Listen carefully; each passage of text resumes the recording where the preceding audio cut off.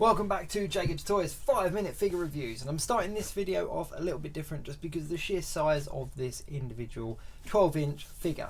Please do like, share, subscribe and all of those things. All support to the channel is very much appreciated. In this video we are going to take a look at the 12-inch Marvel Legends Incredible Hulk. Now I say 12-inch, he's actually a bit bigger. He's a bit bigger than a 12-inch, but he is massive, absolutely massive.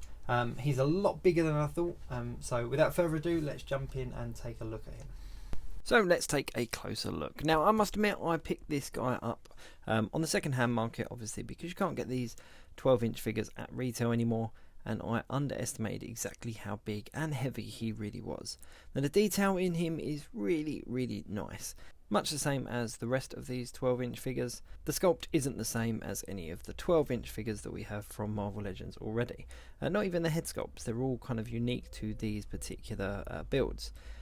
Speaking of head sculpts, you get two with this particular Hulk. You get like a newer Hulk and a more classic Hulk. And I'm not a huge fan of the classic one. I think he looks a little bit like a gorilla. There's some nice detail in there in the top of the hair. There's the green going through the hair on both figures, but I will take a closer look at that second head sculpt in a minute. And you also get two alternate hands. You get two closed fists for obviously Hulk smash, and you get two open kind of grabbing hands that I've got on the figure at the moment. And one thing I do want to point out is the detail in these jeans is really good. The plastic on them is quite soft, so it does kind of move and bend. But the kind of fraying and the paintwork on the fraying is really nice.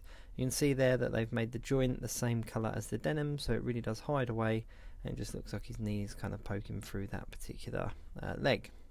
I'll just spin him around. You can see the texture there in the jeans. Again, the attention to detail is really nice, and he's covered in these big veins and kind of dark green marks. The back is just huge. He is a really impressive Hulk of a figure, excuse the pun. I didn't think I was going to get hold of him because the Hulk one does seem to be one of the ones that holds a really high price, and now that I've got him in hand I can kind of understand why. So here's the alternate head, and I've just changed the pose up a little bit.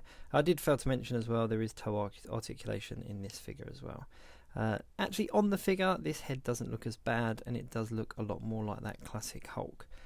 Just kind of when I was holding it in my hand it just kind of looked like an angry gorilla. But I suppose that's a little bit what the Hulk looks like anyway. Anyway, I'm going off on a tangent. All in all, he is really good, and he's got two very distinctively different but equally as impressive looks with the two versions, the two different types of hands and the two different heads. One thing I must say is the teeth on this one are really realistic looking, like quite scarily realistic. And both of the eyes, both heads have got these kind of green metallic-y eyes which look really nice and really stand out. I can't wait to kind of take some pictures of this guy. So let's have a look at him next to Thor. So Thor from the same 12-inch wave is an impressively big figure anyway, but when you stand him next to the Hulk he actually looks quite small, which is really surprising. The Hulk really does tower over him. He is a huge figure. He's about half the size of the HasLab Sentinel, which really does sort of say a lot for his size. He just about fits in my display cabinet. His head is just about touching the top. It's like a couple of millimeters off the top, but he's a really impressive Hulk and an absolute must for any Hulk fans. And as I said, I'm really pleased that I grabbed him because I did not think I was going to get hold of him because he goes for stupidly high prices. So let's have a look at him compared to the 6-inch and the 3 3/4 inch. Now the newest of the three Hulks is the 3 3/4 inch that came out last year. Really cool classic Hulk, and that was sent over to me by one and only Steve Evans, so thanks again Steve. Here is the 80th anniversary 2-pack Hulk that comes with the Wolverine, the first appearance Wolverine figure. It's still one of my favourite Hulks in my collection. And then only coming up to his waist you've then got the whole kind of stomach, chest and head and shoulders. Standing well above them all is this 12-inch. Now I keep saying 12-inch, but he's 14.5 inches because he's naturally bigger than the other figures.